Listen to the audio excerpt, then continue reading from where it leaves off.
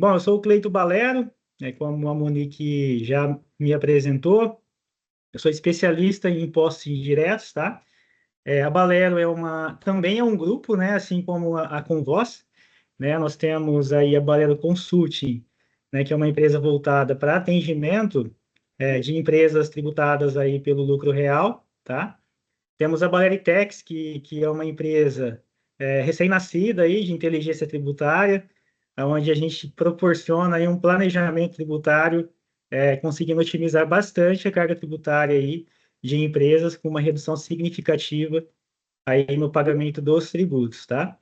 Temos a Balera Academy também, que é uma empresa de cursos e treinamentos, né, voltados para a área fiscal, contábil, trabalhista, né? Inclusive, a gente está desenvolvendo um curso específico para a reforma tributária e em breve teremos novidades aí sobre esse curso. E temos também a Balera Franchising, né, que é uma franqueadora, onde podemos aí oferecer a nossa franquia contábil, né, para empreendedores contábeis, para que eles possam também dominar aí o regime tributário de lucro real e agregar valor também aí na sua carteira de clientes, tá? E por último, né, e não menos importante, uma empresa que a gente se orgulha muito, e é o Instituto Balero, é uma instituição aí que a gente está formatando também, está iniciando, né, que tem como objetivo principal realizar aí trabalhos sociais, né, e devolver aí à sociedade o que Deus tem nos proporcionado aí de muito bom, né? Então, falei aí um pouquinho do Cleiton, um pouquinho da Balero. Agora vamos falar aqui do tema, né, do nosso webinar, que é a reforma tributária, e no qual a gente deu o nome aqui, né, o que você precisa saber, né? Então, o objetivo aqui, gente, é que todos saiam com uma noção básica, né? O objetivo é que ninguém fique expert em reforma tributária aqui no webinar, é que todos já tenham uma noção básica do que está por vir, né? E já levar essas informações para dentro das operações aí das suas empresas, né? De acordo, óbvio, com as atividades e as operações de cada uma. Então, passar aí o que está por vir, né? O que a gente já pode esperar da reforma tributária.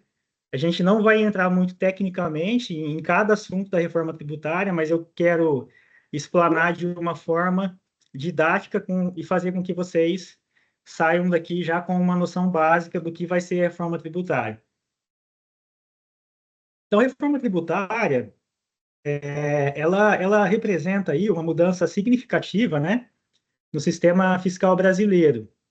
Então, a gente teve a promulgação do projeto de lei complementar, o 68 de 2024, né, o famoso PLP 68, que foi sancionado agora em janeiro, né, e daí já respondendo uma pergunta que muitos me fazem e até algumas desinformações com relação à reforma tributária, né, algumas pessoas ainda me abordam perguntando se a reforma tributária, se ela realmente pegou, né, se ela foi aprovada, se ela já passou pelo Congresso.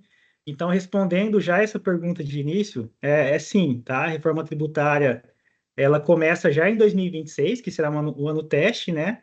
Da IBS e da CBS. A gente vai falar muito aqui do IBS e CBS, para que vocês entendam aí os dois IVAs que a gente vai ter, né, no sistema tributário brasileiro. Então, sim, a reforma tributária ela vai existir, né? Já está existindo, até porque o fisco já trabalha com relação a algumas mudanças, né? Para que em 2026 a gente já comece aí com o ano teste, tá? Então, é um projeto de lei complementar, né? Que foi apresentado na Câmara em 2019, através da PEC 45, tá? Então, já respondendo também outra pergunta, né? Muitas pessoas me perguntam se a reforma tributária ela é um projeto do governo Lula, né? Então, não é um projeto do governo Lula, tá? A reforma tributária, ela vem sido debatida aí há anos já, né? Devido a essa complexidade que a gente tem aí no atual sistema tributário, né, brasileiro, que não é novidade para ninguém, é um dos mais burocráticos aí e onerosos do mundo, né? Então, por mais que a reforma tributária ela foi sancionada agora no governo Lula, tá? Ela não é um projeto exclusivamente do governo Lula, tá? É uma PEC que teve a sua base em 2019, e ela foi idealizada pelo economista, né, Bernard Api, que inclusive foi meu professor na Faculdade Brasileira de Tributação. Né? Hoje ele é diretor do Centro de Cidadania Fiscal, né, do CECIF, e também é um dos executivos aí, chefe do projeto da reforma tributária no Brasil, tá? E na época, né, em 2019, ela foi apresentada na Câmara dos Deputados pelo deputado Baleia Rossi, né? E a proposta aí já previa, né, a substituição dos tributos sobre o consumo, né, por um IVA, que é o Imposto sobre Valor Agregado, tá? Então, unificando aí os impostos federais, estaduais e municipais, né? E também já falando um pouquinho, uma outra dúvida que surge bastante, né, quando as pessoas vêm conversar comigo sobre a reforma tributária, é que se esse projeto era do governo Bolsonaro, né, já que está tramitando desde 2019 na Câmara e no Senado. Então, também respondendo a pergunta já, não é também um projeto do governo Bolsonaro, tá?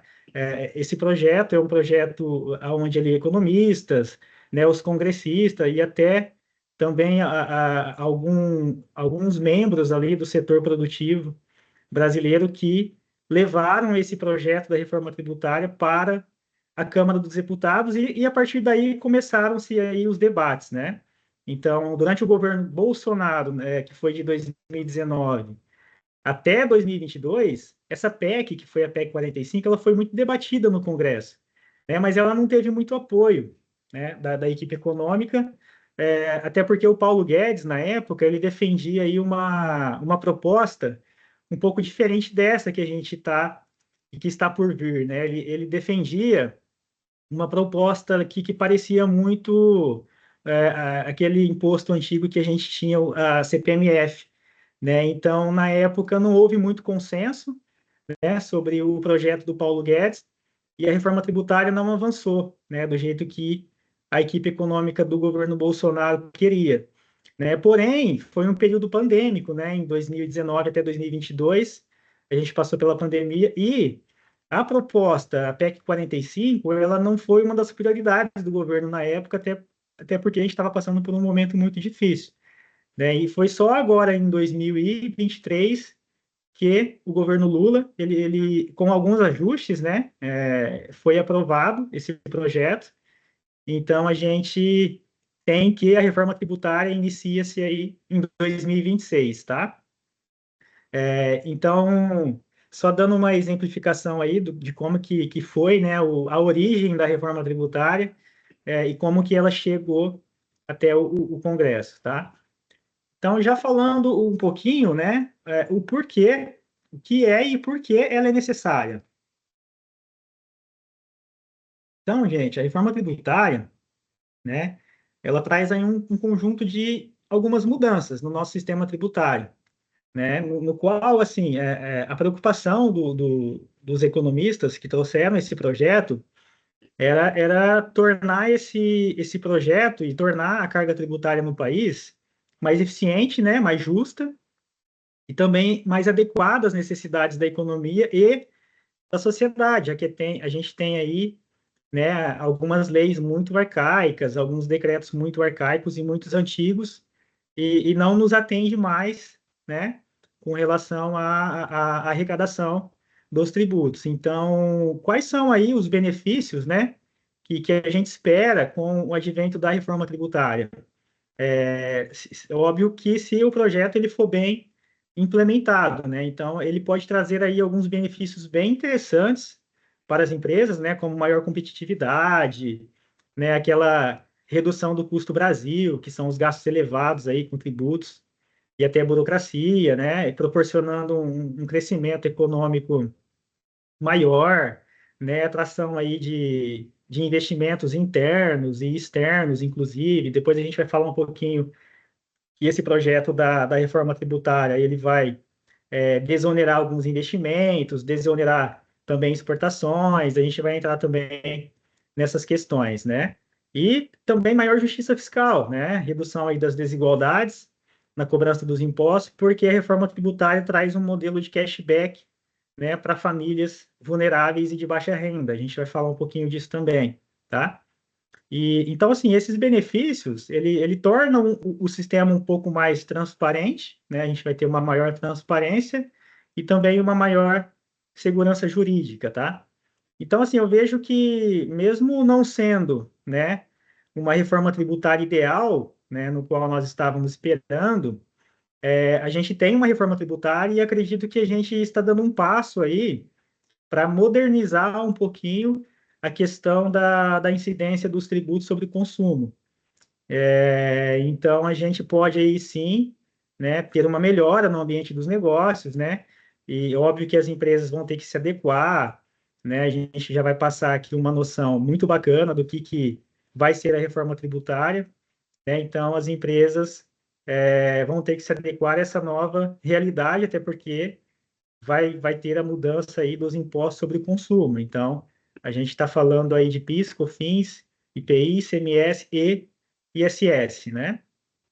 Então, assim, a gente vê com muito bons olhos, eu mesmo, eu estou na área tributária já faz muito tempo, né? E a gente vem sofrendo muito com o que o fisco tem nos trazido aí de obrigações acessórias, né? De apurações tributárias. Isso acaba dificultando e acaba elevando o custo, né, administrativo de todas as empresas. E eu vejo que a reforma tributária ela vem para dar uma corrigida, né, nessas questões mais burocráticas do sistema tributário brasileiro.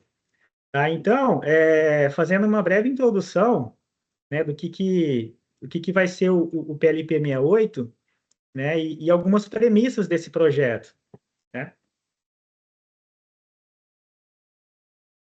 Então, o projeto de lei, né, o PLP 68, é, ele define algumas regras, né, sobre o sistema de tributação sobre o consumo. Então, vamos já esquecer dos outros tributos, que não é sobre consumo, né? Então, a reforma tributária está vindo para alterar o sistema de tributação somente dos impostos sobre consumo, tá? Então, a gente está falando aqui de uma reforma tributária de PIS, COFINS, ICMS, IPI e ISS, tá?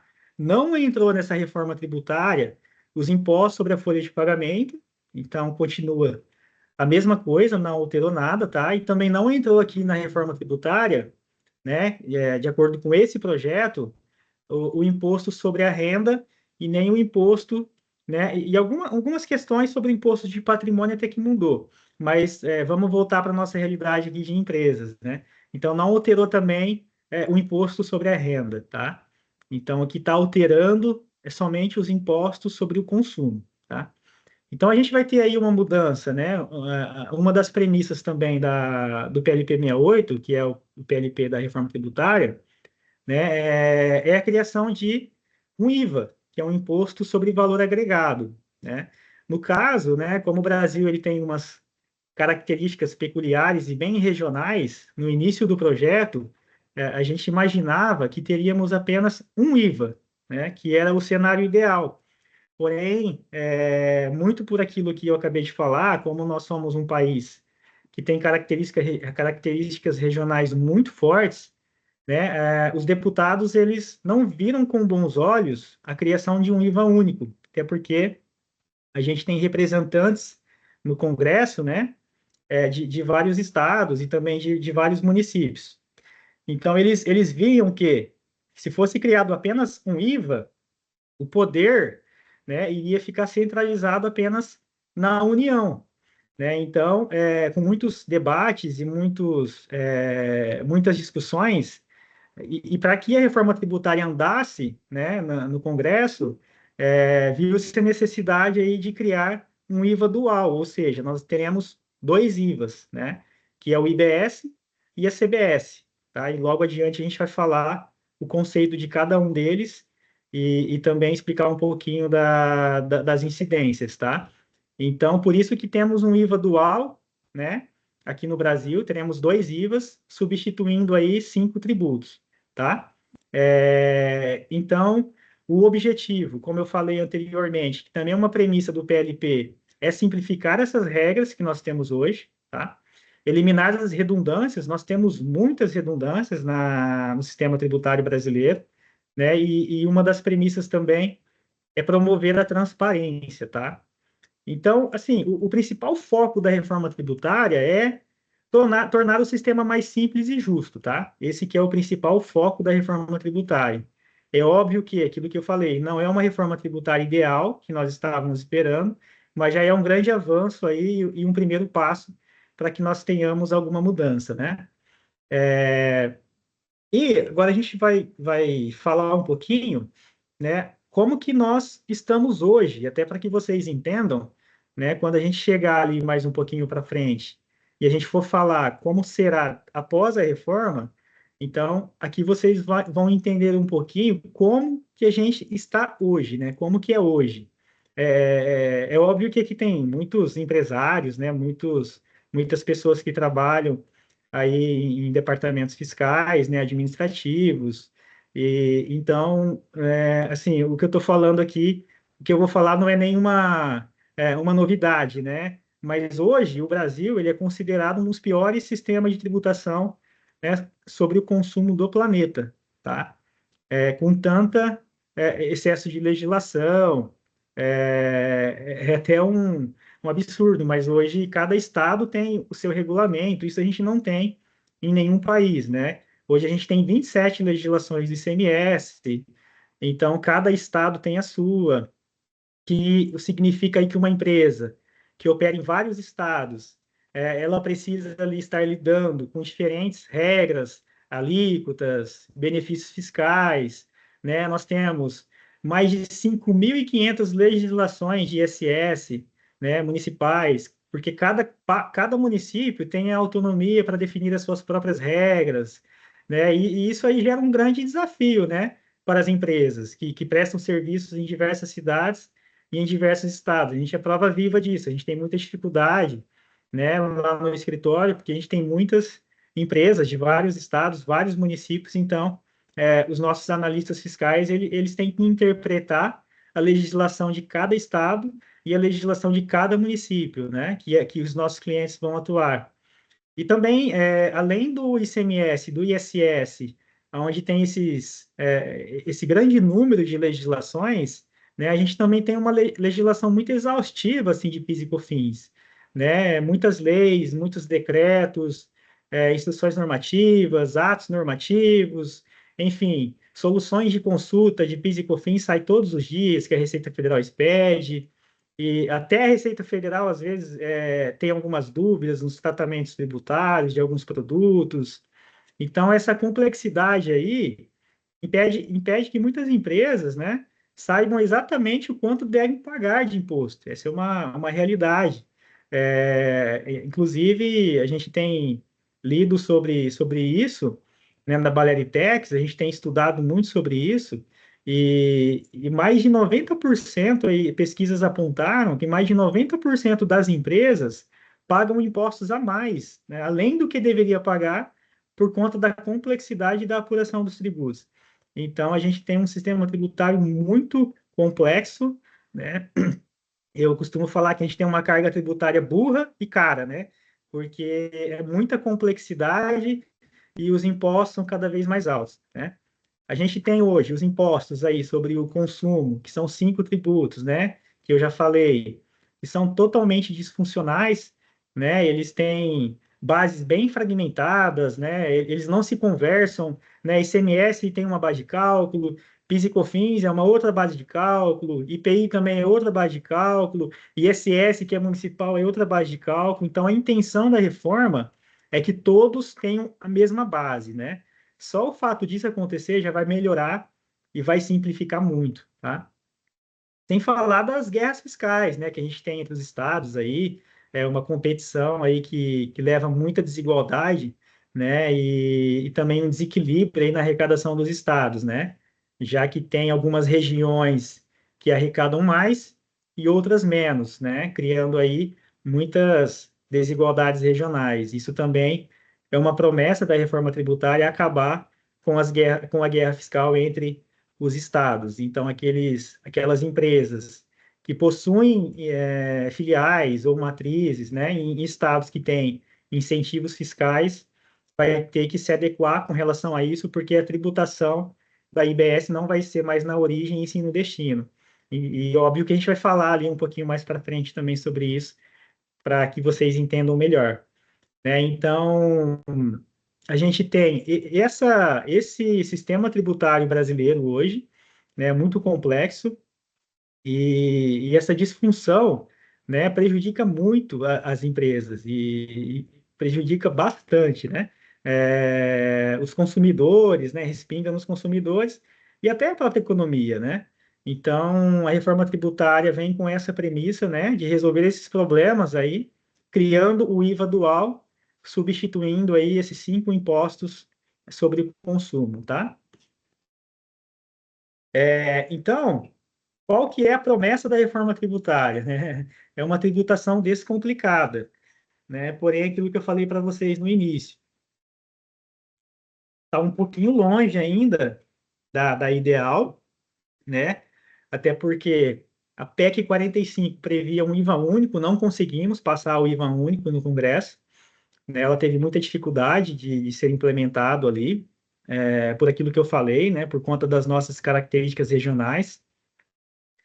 Então, viu-se essa facilidade aí de ser aprovado o IVA dual, né?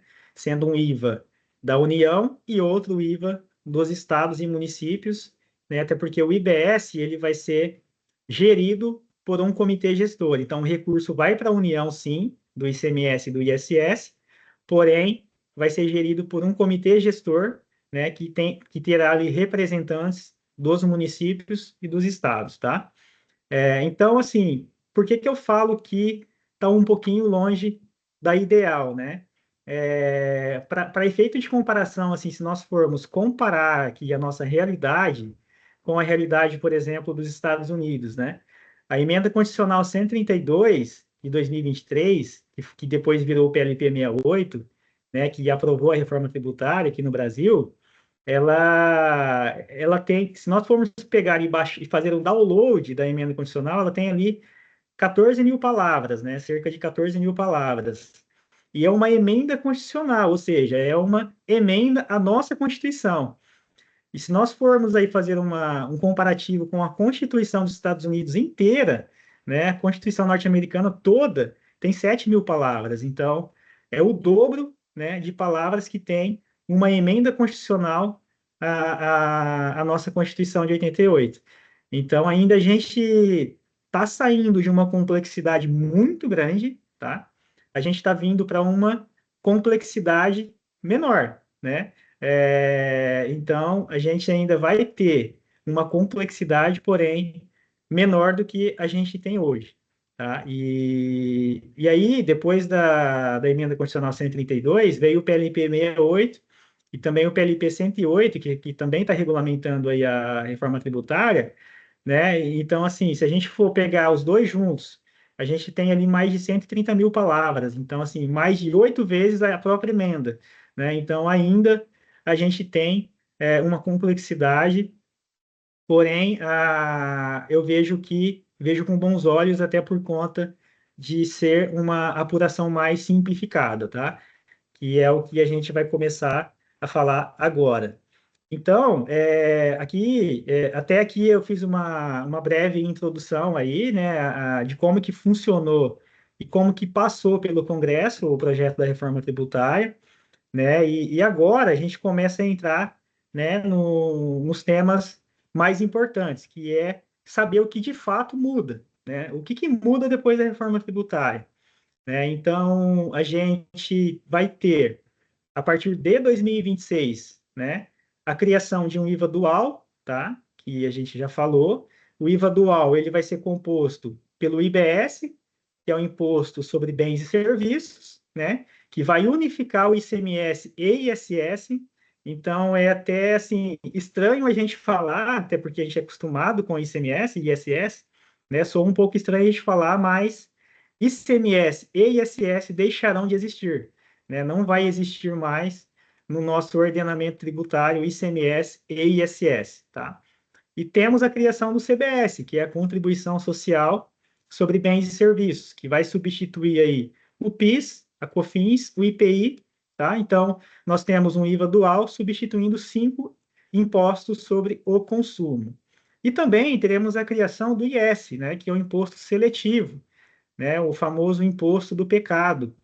E em outros países também, em alguns países mais desenvolvidos, enfim, já existe esse tipo de imposto que é para desestimular aí o consumo de produtos nocivos à saúde, tá? Ou ao meio ambiente. Então a gente tem cigarros, bebidas que são muitas adicionados de açúcar, né? Doces, enfim, vão entrar na base de cálculo do imposto seletivo, tá? Então, nós teremos IBS, CBS, né, e também a criação do imposto seletivo, tá?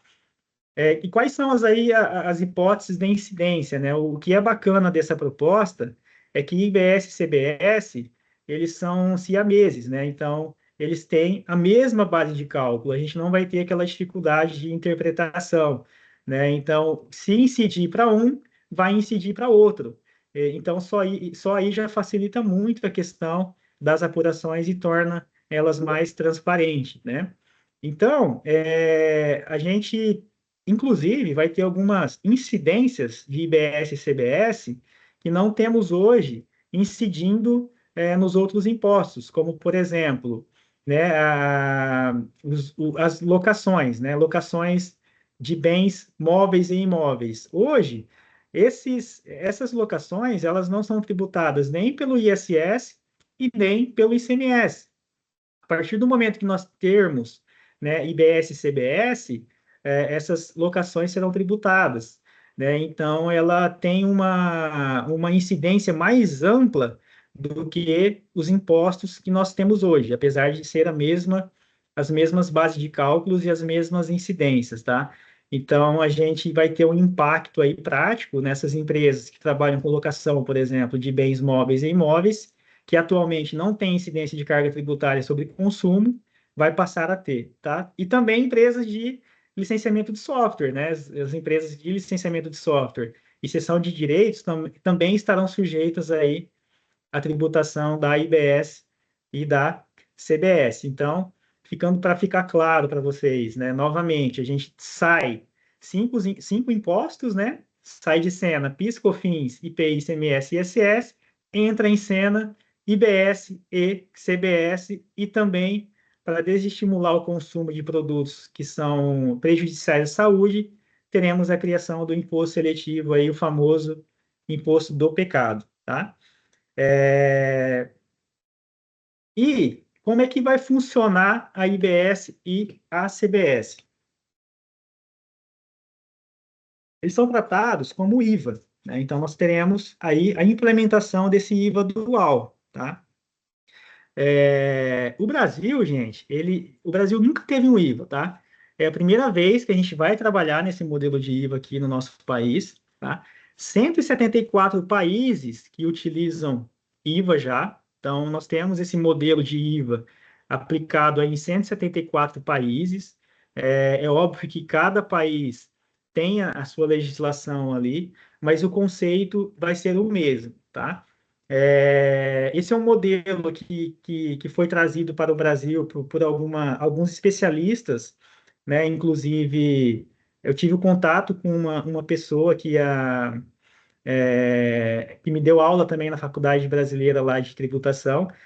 Ela é uma consultora de IVA internacional e ela ficou por anos lá na Europa estudando os modelos de IVA lá na Europa e agora ela mora no Canadá, que também é um país que utiliza IVA e ela também está assessorando na reforma tributária brasileira, né? Então é um modelo trazido de especialistas, né, que atuaram e que estudaram os modelos de IVA que a gente tem no mundo, né?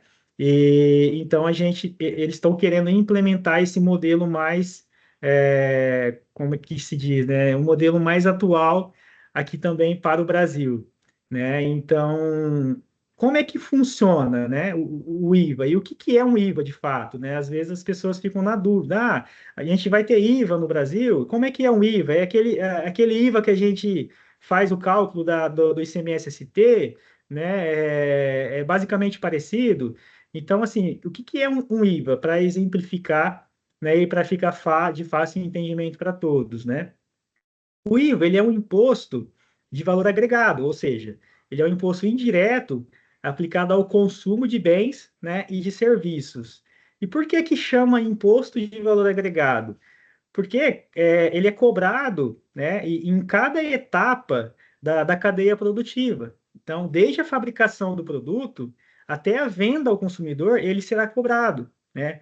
No entanto, as empresas intermediárias, né, de cadeias intermediárias, eles vão poder deduzir o valor do imposto que já foi pago em etapa anterior, garantindo assim que o IVA, né, ele seja pago apenas sobre o valor agregado em cada fase. Ou seja, se eu tenho que comprar uma mesa e uma cadeira, né? Eu paguei R$ 100 nessa mesa e nessa cadeira e eu vou revender essa mesa e essa cadeira. Eu vou me creditar do IVA na minha compra e vou debitar do IVA na minha venda. Então, resumindo, lá no final eu vou pagar um imposto somente sobre o valor agregado, ou seja, sobre a minha margem de lucro, né? E por que que é considerado aí a reforma dos impostos sobre consumo? Porque o fisco ele vai receber todo o IVA somente quando o varejista vender para o consumidor final, porque aí o consumidor final não tem o crédito desses impostos, e aí sim ele acaba recebendo ali o tributo na sua totalidade. Por isso que a gente chama essa reforma de reforma dos impostos sobre o consumo, porque todas as empresas em etapas intermediárias e as indústrias, que é a primeira etapa da cadeia, poderão se creditar aí de todos os impostos, né, que foram pagos em etapas anteriores, tá? E qual que é a alíquota do IVA, né? Tá todo mundo na dúvida e todo mundo com medo da alíquota, até porque a gente está falando aí de ser o maior IVA do planeta, né? Então, o Brasil, os estudos apontam, ainda não foi definido, tá? O percentual do IVA, e vai ser definido aí numa lei ordinária, mas os estudos apontam que vai ficar aí de 26,5% até 28%, né? Pode chegar aí até 28%. Então, a gente vai ter o maior IVA do planeta, mas na contrapartida, a gente vai ter também um regime não cumulativo amplo. O que que significa isso? Né? A gente vai poder se creditar de todas aquelas despesas que a empresa contrair, ou seja, tudo aquilo que for despesas da empresa, a gente vai ter crédito de IBS e CBS, tá? E isso vai ser bem positivo. Só não vai ter crédito de IBS e CBS as despesas pessoais dos sócios, né? Outras despesas que forem da empresa, inclusive despesas de escritório, material de uso e consumo, né? Ativo mobilizado, a gente vai ter o crédito cheio, a gente vai falar um pouquinho sobre isso também ali na frente. Enfim, é um fator bem positivo, né? Por mais que a gente terá o maior IVA do planeta, eu acho que a carga tributária ela vai dar uma balanceada por conta do regime não cumulativo amplo, né? Que é a possibilidade da gente ter crédito em todas as despesas e crédito cheio, tá? Então, assim, falando um pouco mais, né, das características de um IVA. O IVA, ele tem norma única, isso facilita muito, né? Ele terá norma única e ele vai ser recolhido pela soma das duas alíquotas, né? CBS mais IBS, tá? Então, a soma das duas alíquotas, a gente vai ter aí de 26,5% até, pode chegar a 28%, né? Somando-se as duas, tá? E a gestão do IVA dual vai ser compartilhada, aquilo que eu falei, né? Quem vai fazer a gestão do IBS, que é a junção do ICMS com o ISS, vai ser um comitê gestor, tá? O recurso vai para a União, tá? Então, os estados e municípios não vão ter esse recurso, né, já direto do contribuinte, né? Vai passar pela União, e a União, através de um comitê gestor que vai ser representado por estados e municípios, vai fazer os repasses aí de acordo com a arrecadação de cada um, tá? E o CBS, que é a junção do PIS, COFINS e IPI, vai ser gerido pela Receita Federal do Brasil, assim como já é hoje, tá? Então, estruturalmente, eles são idênticos, tá? Tem os mesmos fatos geradores, né? Isso é importante, e facilita muito a nossa vida, tá? E também tem as mesmas bases de cálculo, tá?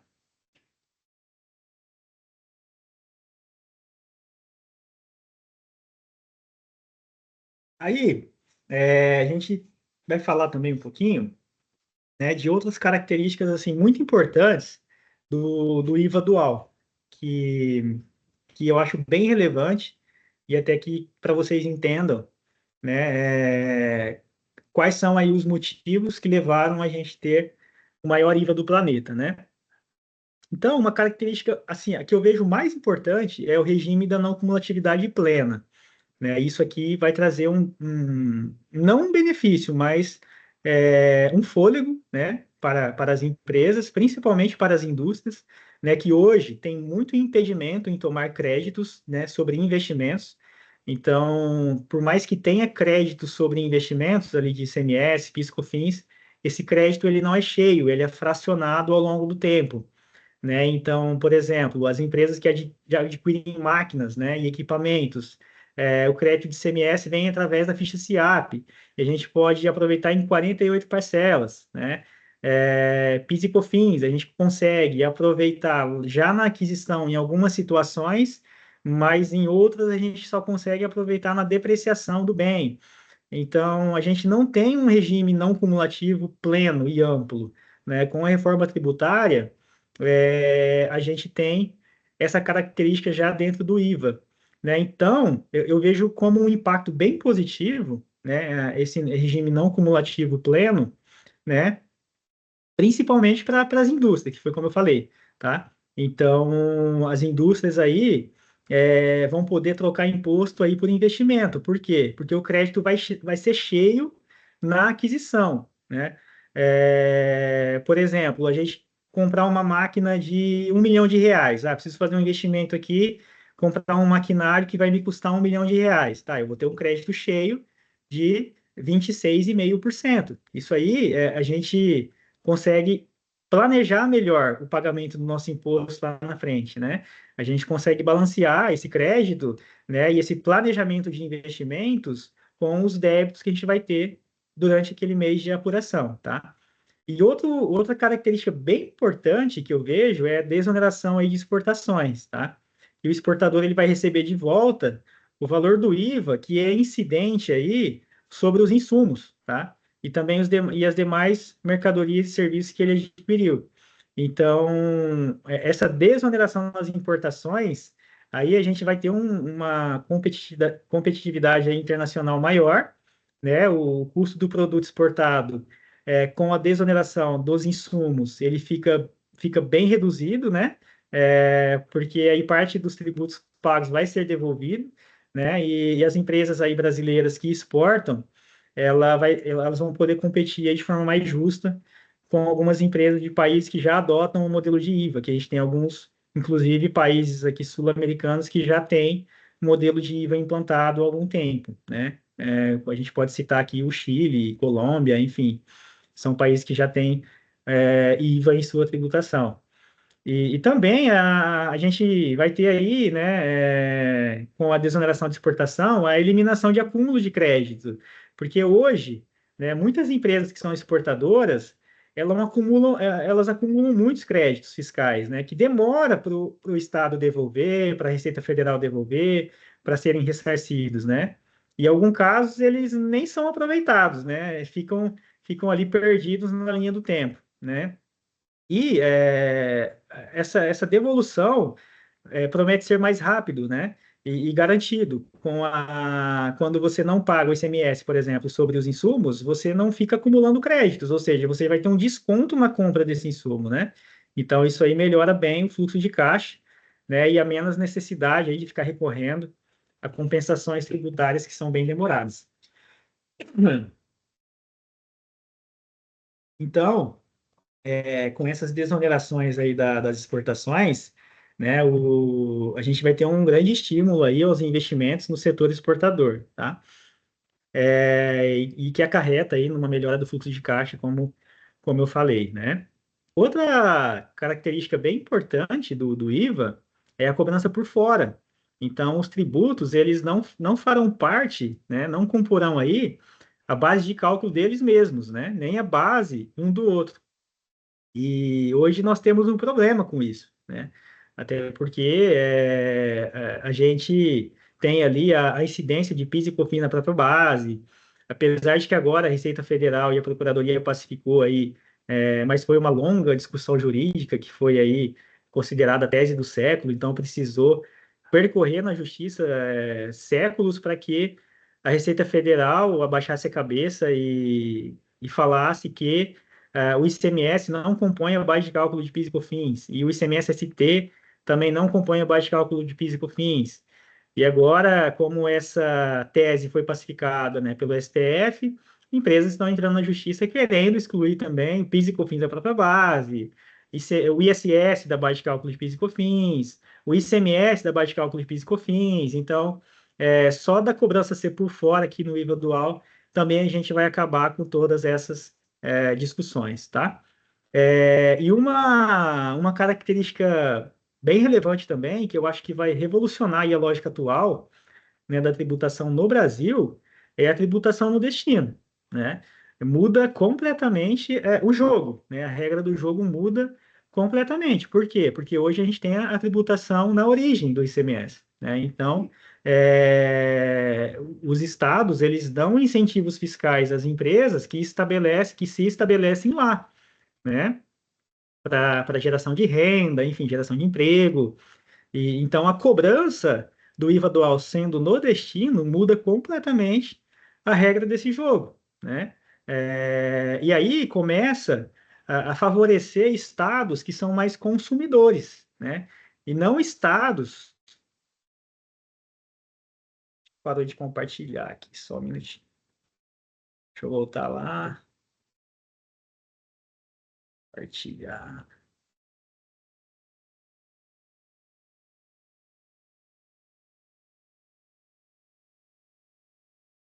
Estou passando aqui, acho que voltou lá no início, parou de compartilhar. Voltar lá onde eu estava, falando aí que mudou a regra do jogo, né? Agora a tributação vai ser no destino e não mais na origem. Aqui, pronto. Então, aquilo que eu vinha falando, né? A tributação sendo no destino e não mais na origem, a gente começa a partir, né? Os estados que são produtores, que hoje são favorecidos, né? Eles não mais serão favorecidos. Então, a gente começa a favorecer estados que são mais consumidores, até porque o ICMS, né? Que vai ser o IBS, ele vai ficar no estado consumidor, que é o destino das mercadorias, né? E aí, mudando essa regra do jogo, né, a gente tem alguns impactos, né? E é aí que empresários, que se tiver, né, aqui presente, empresários que possuem empresas em outros estados e têm benefícios fiscais em outros estados, já vai ter que começar a trabalhar, né? Até porque a tributação na origem não mais vai acontecer, né? Então, quais são os impactos práticos disso, né? O primeiro, é óbvio, é a redução da guerra fiscal. Então, uma das premissas da reforma tributária é acabar com a guerra fiscal, né? Eliminar a guerra fiscal. Então, hoje os estados produtores que oferecem esses benefícios, né, para atrair empresas, eles vão ter que fazer alguma coisa para que não perca a arrecadação, tá? E com a tributação no destino, né, os benefícios fiscais eles começam a perder os impactos, né? Porque aquilo que eu falei, a arrecadação ela começa a ocorrer no estado onde o bem ou serviço é consumido e não mais onde o bem ou serviço é produzido, né? E daí isso aí vai reduzir muito a necessidade de incentivos fiscais agressivos, né? Então, a gente vai ter uma redistribuição da arrecadação. Estados consumidores, né, que antes arrecadavam menos aí, porque não tinha tantas empresas produtoras, elas passam a receber mais recursos, né? Por exemplo, a gente vamos citar dois estados que são populosos e que têm os maiores consumos, né? São Paulo e Rio de Janeiro. Né? São Paulo e Rio de Janeiro são estados consumidores, né? Então, por mais que também são estados produtores, mas são estados que mais consomem, né? E eles acabam perdendo contribuintes para outros estados onde tem mais incentivos fiscais, né? Então, aí gera um equilíbrio regional, né, entre os estados. Quando a gente fala em acabar com a guerra fiscal entre os estados, a gente torna a arrecadação mais equilibrada entre eles, né? Mas, enfim, para a reforma tributária sair do papel, né, eles teve que fazer um pacto federativo aí de 50 anos, onde a União vai garantir a arrecadação dos estados e municípios por 50 anos, tá?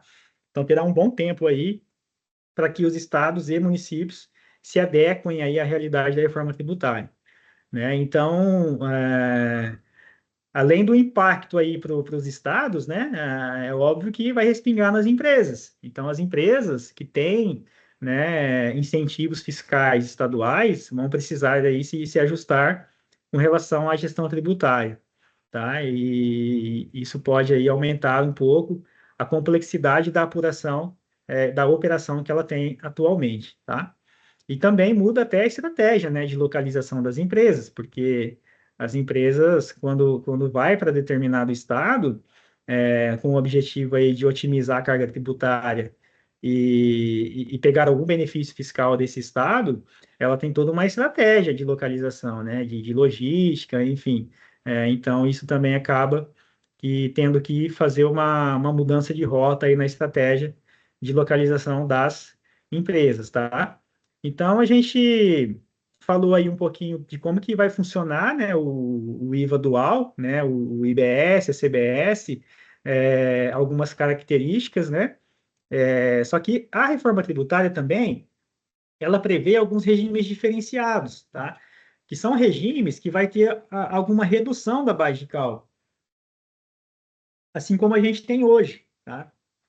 A ideia inicial era trazer um IVA único que era aplicado para todos os setores da economia em alíquota única também, mas a gente também não conseguiu, né? A gente vai continuar tendo regimes diferenciados, e isso também foi um dos fatores que levaram nós termos o maior IVA do mundo, porque se um produto não paga imposto, tem que ser subsidiado por outro que está pagando, né? Então, esse foi um dos motivos que levou-se aí nós termos o maior IVA aí do planeta, né? Então, a gente vai ter alguns regimes diferenciados. Quais são eles? A gente vai ter alguns setores que vai ter redução de 30%, né? E aí entra aí os profissionais liberais, né? Serviços intelectuais, natureza científica, literária ou artística, por exemplo, né, um exemplo prático, administradores, advogados, contabilistas, economistas, né? Essas atividades aí que são regulamentadas, né, por um conselho, elas vão ter uma redução aí de 30% na base de cálculo do IVA, tá? Também teremos alguns setores que serão beneficiados com a redução de 60%, né? E aqui entra serviços de educação, né? Serviços de saúde. Eles levaram em consideração essa redução para os serviços que são considerados essenciais, né? E alguns serviços estratégicos. Então, esses serviços terão uma redução de 60%. Por exemplo, medicamentos entram na redução de 60%. Também vamos ter medicamentos sujeitos a alíquota zero, né? Mas a grande maioria vai ser reduzido a 60% a base de cálculo, alimentação, produto de higiene pessoal e limpeza, né? Vamos ter também insumos agropecuários, ó, é um ponto importante, né, da nossa economia, e um setor muito importante da nossa economia, que é o agronegócio. Então, os insumos agropecuários vai ter redução de 60%, né, e algumas atividades desportivas, enfim, a gente vai ter alguns setores da economia aí com a possibilidade de redução aí de 60%, porque entraram no regime tributário diferenciado. E também teremos a redução a zero. Então, vamos ter alguns serviços e bens essenciais aí que vai ter redução a zero do IVA dual, né, do IBS e da CBF. E essa redução a zero vai beneficiar aí pessoas que têm algum tipo de deficiência, né? Alguns motoristas profissionais, inclusive, e algumas entidades do SUS, né? Então, como eu falei, a gente vai ter alguns dispositivos médicos, né? Para tratamento de doenças graves, que vai ter redução a zero, serviços prestados aí por instituições científicas, né? produtos aí de cuidados básicos à saúde menstrual, também entrou com redução a zero, né? Produtos hortícolas, né? Frutas, ovos, enfim. A gente vai ter uma gama de produtos aí também que não vai ser tributado pelo IVA dual, tá? Além do regime, né, que a gente acabou de falar aqui, o regime diferenciado, foi criado também os regimes específicos, tá? Então, tem alguns setores da nossa economia que entraram nos regimes específicos, né, do IVA dual. E, assim, só para citar alguns, né, desses regimes específicos, o que é regimes específicos? Eles vão ser tratados, né, de uma maneira diferente das normativas do IVA, né, normal, e das normativas do IVA que entrou no regime tributário diferenciado, né? Então, além da gente ter a tributação normal do IVA, né, para a maioria dos setores e para a maioria dos produtos, a gente vai ter os diferenciados, que é o que eu acabei de falar, que vai ter as reduções, tá? E a gente vai ter alguns regimes específicos. Aí, cada setor e cada atividade dessas que eu vou citar aqui um pouquinho agora, vai ter um regime específico de tributação, tá? Aí, aí a gente teria que consultar lá no PLP 68 cada regime específico desse para ter o um entendimento ali de qual que vai ser a alíquota. Então, por exemplo, combustíveis e lubrificantes vai ter um regime específico de tributação. Serviços financeiros vai ter um regime específico de tributação. Plano de saúde vai ter um regime específico, né? Hotelaria, sociedades cooperativas vai ter regime específico. Agência de turismo, né? Atividades esportivas, missões diplomáticas, enfim, alguns setores da economia vai ter regime específico aí de IBS e CBS, tá? E uma grande novidade aí que a reforma tributária promete trazer, né, que é a implantação do split payment. O que é o split payment, né? O brasileiro gosta aí de pegar alguns termos americanos, né?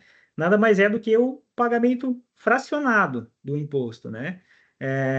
Então, isso aqui é um grande desafio, inclusive para o fisco, porque eles vão ter que ter um sistema muito robusto, né, para fazer esse controle e esse fracionamento do imposto, né? Então, quando uma compra, né, de um produto, né, for paga, né, a empresa que processa o pagamento eletrônico, por exemplo, se foi pago por cartão de crédito, boleto ou Pix, a empresa que processou o pagamento eletrônico, ela já vai separar e já vai recolher o imposto, né, o IBS, CBS, no momento em que o dinheiro for repassado para o vendedor. Então, por exemplo, imagina que nós estamos comprando um produto de R$ 100 de um fornecedor, né? O fornecedor fez a nota fiscal de R$ 100, ele adicionou 26,5% de IBS-CBS. O comprador vai pagar R$ 126,50, né? Quando o comprador pagar os R$ 126,50, né, a empresa de meio de pagamento já vai ter que pegar esses 26,50 e já passar para o fisco como pagamento do imposto e vai pagar somente o líquido para o fornecedor. Então, disponível vai ficar para o fornecedor somente o valor líquido, tá? Então, a gente tem essa novidade aí, né, na reforma tributária e que se realmente eles conseguirem introduzir o split payment, né, a gente vai ter aí uma grande possibilidade de redução da omissão de receita, né, ou seja, da sonegação fiscal, que é um dos objetivos aí do split payment, né? A gente vai ter dois modelos aí de split payment, então o PLP 68 prevê dois modelos, né, de pagamento fracionado, um é automático, o outro é simplificado. O automático, né, ele faz isso que eu falei, ele já fraciona o pagamento do produto ou do serviço. Uma parte do dinheiro que é relativo ao IBS-CBS já fica para o fisco, né, e a empresa só vai ter a disponibilidade do valor líquido, né, e também a gente vai ter um split payment simplificado, que é quem vai usar isso aqui bastante são os varejistas que fazem venda aí para consumidor final, até porque o consumidor final, pessoa física, né, quando ele vai pagar o produto ali, como ele não é um contribuinte, né, da IBS e da CBS, né, o fisco vai fazer aí um cálculo de um valor fixo, né, que o comprador vai pagar de IBS e CBS, já vai ser destinado ao fisco.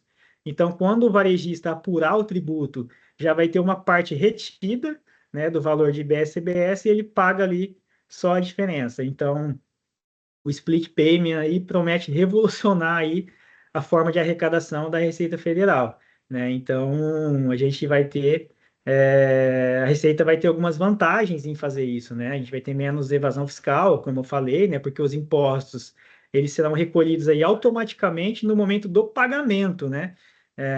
Então, quando o comprador pagar pelo produto ou pelo serviço, a instituição financeira já vai fazer o repasse diretamente aos cofres do fisco, né? Então, isso gera aí menos evasão fiscal, né?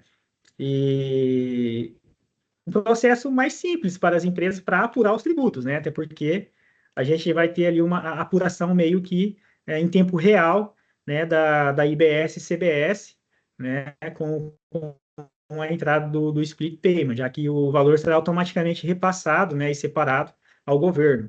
E é o que a Receita Federal quer, né? A gente já vem falando há muitos e muitos anos, né, que a Receita Federal vem trabalhando, né, para mitigar aí a sonegação fiscal. Infelizmente, né, a gente tem uma carga tributária muito alta, né, e acaba que alguns empresários, né, optam em correr esse risco, né, essa é uma realidade.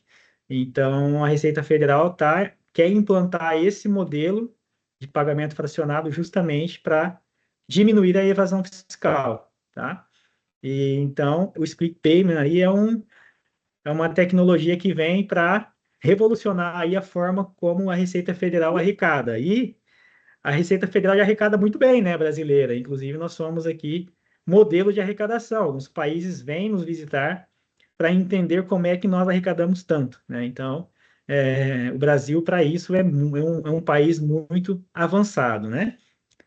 E falando mais também um pouquinho sobre o imposto seletivo, que lá no início, quando a gente foi começar a falar do IBS da CBS, eu falei para vocês que a gente vai ter a criação de um imposto seletivo, né, que é o famoso imposto do pecado, né, que será um tributo aí federal que incidirá, né, sobre os produtos e serviços considerados prejudiciais à saúde ou ao meio ambiente, né, tendo aí como principal objetivo desestimular o consumo desses produtos, né.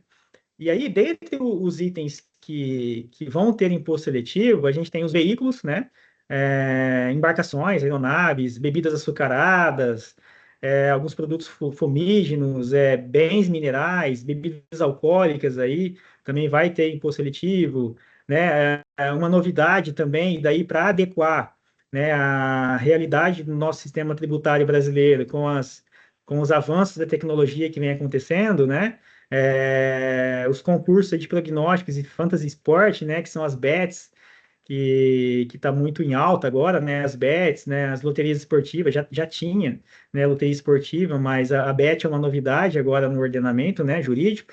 Então, as bets, as loterias esportivas, Cartola, quem joga Cartola FC, de escalar jogador, né, o NBA Fantasy, que também é muito famoso, né, vai ter tributação do imposto seletivo, tá? Esse imposto ele vai ser incidido em apenas uma etapa, tá? Então, uma única vez ele vai ser incidido, né? E sendo vedado aí qualquer aproveitamento de crédito por parte do comprador, tá?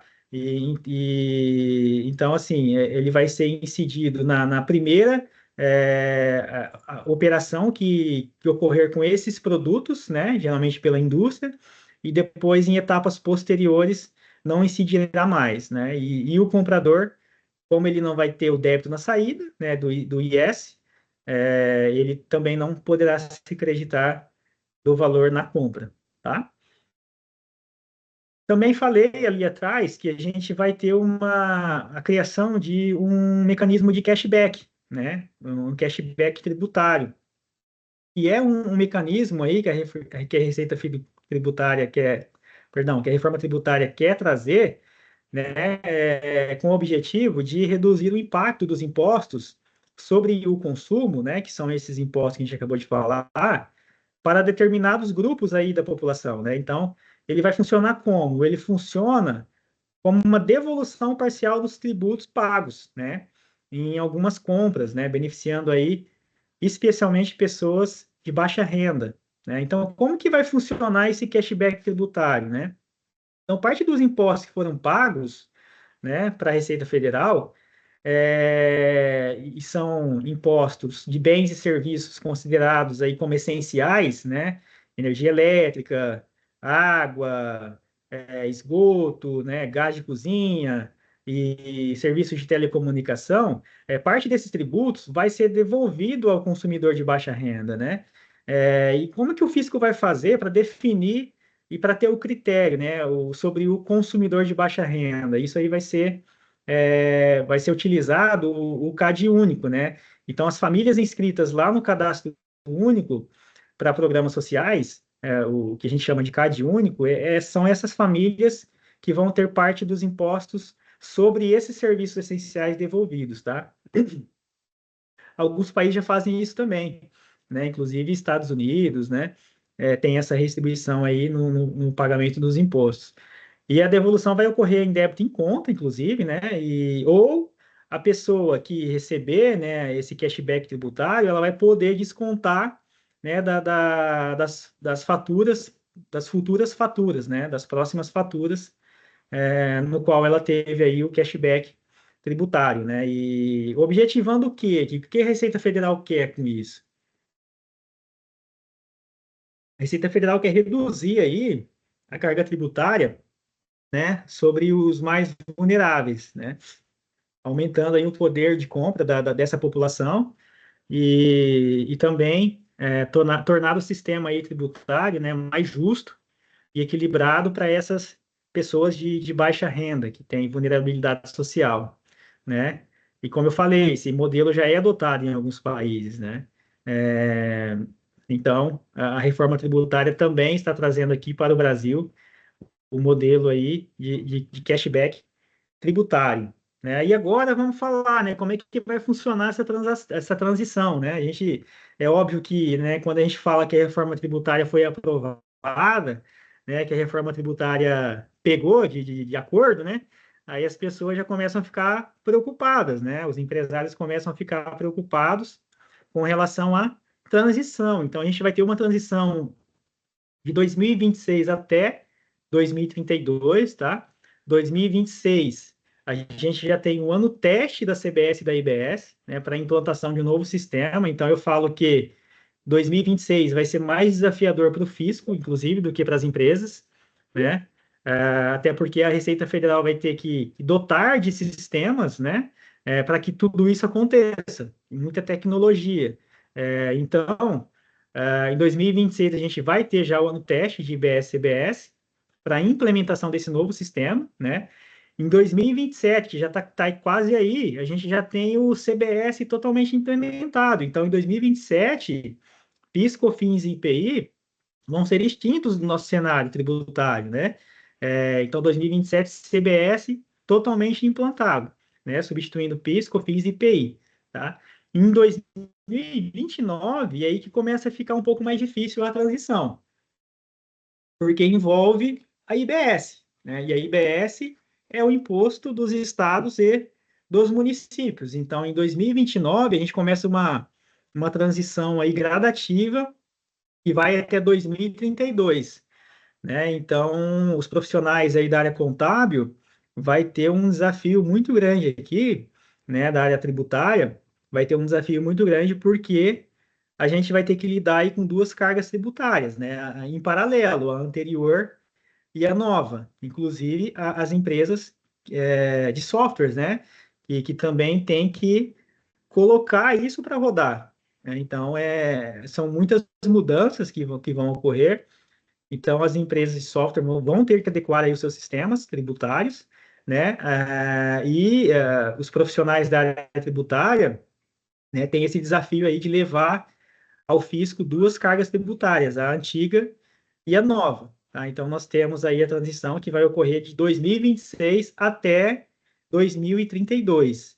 E a intenção é que em 2033, né, a reforma tributária seja totalmente implantada, né? Então, já com 100% de CBS e 100% de IBS, tá?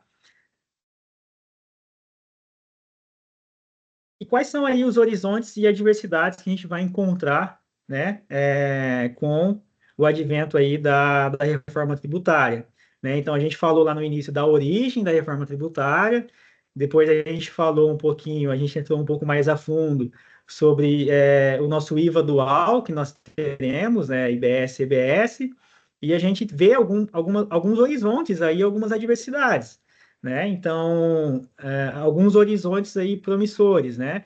A simplificação do sistema é um horizonte bem promissor, até porque a gente tem 5 tributos que vão ser transformados em apenas 2, né? E como a gente viu, vão ter as mesmas bases de cálculos, as mesmas incidências, as mesmas alíquotas, isso vai facilitar muito, né? Então, visa aí reduzir a complexidade, né, tributária e facilita, inclusive, o cumprimento das obrigações fiscais pelas empresas, né? Isso é um horizonte promissor, né? Incentiva a sustentabilidade. Então, a criação do IS, que é o imposto seletivo, né? Desestimula aí o consumo de produtos prejudiciais à saúde e ao meio ambiente. Então, a gente tem um incentivo, a reforma tributária aí está trazendo um incentivo aí à sustentabilidade, né? A isenção também de produtos essenciais também é um horizonte promissor, né? Então, os itens da cesta básica nacional, né? Arroz, feijão, leite, terão isenção automática desses tributos, IBS, CBS, né? Tornando aí esses produtos mais acessíveis aí à população, né? E reduzindo aí também a questão da insegurança alimentar. E o cashback tributário, que também é um horizonte aí promissor, que eu considero, né? Que as famílias aí de baixa renda, elas poderão receber aí a devolução de parte dos tributos pagos, né? Daqueles serviços que eu falei para vocês que são considerados aí essenciais, tá? Energia, água, esgoto, telecomunicação. E isso aí promove uma maior justiça fiscal, né? Com certeza. Quais são as adversidades, né, que a reforma tributária nos traz, né? A reforma tributária traz algumas adversidades, assim como os horizontes, a gente também tem as adversidades, né? Então, a gente tem uma diversidade aqui preocupante, né, que é o desafio na arrecadação. Então, o governo, o fisco, ele vai ter que se preocupar com isso, né? A transição para o novo modelo, né, pode resultar em desafios, né, para o governo, né?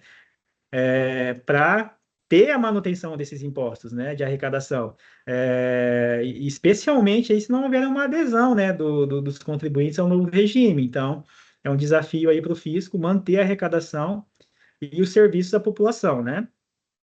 O outro desafio, né, uma outra adversidade, né, a perca dos benefícios fiscais. Então, a eliminação aí de certos benefícios, né, pode impactar setores específicos aí da economia, né, que vai exigir adaptação, né, e possível ajuste aí para mitigar esses efeitos aí adversos, tá? E uma diversidade, como eu falei agora há pouco, é o período de transição, né? Então, essa implementação gradual do novo sistema aí, com o período de transição até 2032, pode gerar aí algumas incertezas e desafios operacionais, né? Inclusive, para que empresas se adaptem aí, né? Como eu falei, a gente vai ter que levar essa carga tributária, arrastar essa carga tributária por anos, né? Tendo paralelamente dois cenários, né? O antigo e o novo. Então, a gente tem essas adversidades, né? Então, pessoal, a gente vai concluindo aqui com relação ao tema, né? Eu vejo que a reforma tributária ela tem muitos avanços significativos, né? Na simplificação tributária e também na promoção da sustentabilidade, que eu vejo que é um fator positivo, mas ela também impõe alguns desafios aí relacionados à adaptação do novo sistema, né? E também à manutenção do fisco por parte da arrecadação, né? E daí, como que a empresa, né, como que as empresas podem se preparar, né, com a nova reforma tributária, né? Então, enfim, aquele pessoal que está nos ouvindo aqui, nos assistindo, né, no qual não é cliente da Balero Consulting, né, não é nosso cliente de assessoria contábil, até porque os nossos clientes eles vão ter um acompanhamento muito próximo, né, das suas operações e adaptações com relação à reforma tributária, né, a gente vai poder aí desenvolver, né, como eu falei, a gente vai desenvolver muito material legal sobre a reforma tributária, inclusive consultoria especializada em reforma tributária, onde vai a gente vai pegar ali na mão do empresário, né, e carregar ele até ele implantar a reforma tributária na empresa dele de maneira mais tranquila possível, né? Então, a Balelo, ela vai oferecer esse trabalho, né? E como cursos, treinamentos e também essa consultoria especializada aí em reforma tributária, tá? Porque é aquilo que a gente sempre fala, né? Inclusive é a promessa da nossa empresa, né? Assumir o controle do seu negócio aí é essencial para que você esteja sempre a um passo, né, à frente do mercado. E uma frase que eu quero deixar para vocês aqui de impacto, né, que a reforma tributária ela redefine o xadrez dos negócios, né? Então, os reis que não se adaptarem cairão. Então, o quanto antes, né, as empresas começarem a se adaptar à reforma tributária, né, ela ali está um passo à frente das outras empresas e isso vai refletir ali naquele número final ali da DRE, né? Que é o lucro operacional. Então, o quanto antes as empresas se movimentarem com relação à reforma tributária, mais previsões ali podem ser feitas e mais correções de rotas podem ser feitas aí no meio do percurso para que não prejudique aí nas operações das empresas, tá? Então, Monique, eu passo a palavra para você agora. Falei bastante aqui, eu falei um pouquinho, né? E por último, eu gostaria aqui de agradecer novamente, né, o convite e a oportunidade que a Sênior proporcionou e a gente falar de um tema tão relevante que é a reforma tributária. Agradeço imensamente aos amigos da Sênior, né, um abraço a vocês e agradecer aqui a participação de todos, tá? Excelente, gratidão, Cleito. E no final, né, pessoal, a gente fala assim, ufa, tem muita coisa ali que tá para vir, né? E realmente nós temos que nos preparar, tá? Como o Cleito bem colocou ali alguns pontos, né? As empresas de software precisam se preparar. Estamos nos preparando, pessoal. Estamos é, é, esse convite, esse webinar, como eu falei para vocês no início, vai ser o primeiro de muitos que vai acontecer durante toda essa mudança, tá? Hoje nós falamos ali numa amplitude, não entramos, não podemos, ainda não conseguimos ainda entrar numa amplitude sistêmica, né? Porque como vocês vêm acompanhando, como o Cleiton bem falou, essas pontas ali tecnicamente ainda estão em discussão, ainda estão em uma amplitude de análises, né, de serem feitas, muitas coisas definidas, tá? O prazo vai acontecer em 2026, a liberação do ambiente teste. Isso é um fato. Se eles, hoje, nós sabemos, né, que para o grupo do CBS já existe um comitê à frente de desenvolvimento, à frente das liberações, né? Porque o CBS é um imposto ali federal, então eles já estão se preparando. Só que referente ao IBS, nós sabemos que não tem ainda esse grupo, esse comitê está em análise, estão em conversas, estão em preparação, porém precisa se preparar para essa liberação do ambiente teste em 2026. Então vai acontecer. Tá? Então, assim, vai muito, né? Nós temos o costume de falar assim, vai prorrogar, vai. Não, não vai. Tá? Precisa-se. Esse prazo já está definido. Então, vamos nos preparar. Nós, Sênior, Noroeste Paulista, estamos nos preparando. A Sênior está preparando todo o ambiente, está preparando de. A Sênior se participa, né, inteiramente das preparações, de validações junto ao governo. Isso é importante todos os nossos clientes saberem disso para se tranquilizarem. Nós temos portais aí de comunicação. Quem não é cliente também da Noroeste pode sempre estar participando, deve, por favor, entrar em contato conosco e participar dos nossos eventos, tá? E ali nós sabemos que tem algumas liberações já próximas da nova tabela de CST, para o mês de setembro na base teste, porque ele vai vir ali como um XML nas notas fiscais, tá? Então, é importante vocês estarem acompanhando, é importante vocês entrarem nos nossos portais e nas nossas redes, como novamente reforçando, esse vai ser o primeiro de muitos eventos, tá? Durante todo esse ano, durante 2026, nós vamos estar próximos aí junto a vocês para fazer, que não seja, não será assustador, tá? Eu ouvi, né, esses dias num evento, né, nós estamos participando de vários eventos referente à estruturação. A Sênior, ela vem criando até, nós estamos com um trabalho de criação de inteligência artificial para esclarecer algumas dúvidas e está apoiando também. E nós tivemos em um evento, eu acho que foi uma frase ali que me marcou, que o pessoal especialista também, né, em sistemas e apropriação para essa questão tributária, para situações tributárias, que está acompanhando, que estamos acompanhando muito de perto. Então, como o Cleiton bem disse, né, hoje é o pior, é um dos piores, né? Vamos colocar, posso dizer assim, né, Cleiton? É o Sim, pior com sistema para certeza. apuração, o tanto de arquivo que a É, gente envia, sabe, um exato. cenário para reforma irá diminuir essa questão de arquivos que nós enviamos. Então, assim, existe um cenário agradável para vir, mas precisamos nos preparar, precisamos entender, precisamos estudar juntos todas essas informações, tá? Perfeito. Quem É, quiser se aprofundar um pouquinho mais do tema, né, pode me seguir lá no Instagram. Eu venho colocado algumas questões relacionadas à reforma tributária lá também, né, @Cleiton Balero. É Clayton, né, com AY, @Clayton Balero. E também a Sênior tem o meu contato e eu estou à disposição também de ajudar todos aí. Quanto mais a gente disseminar informação, é melhor, né?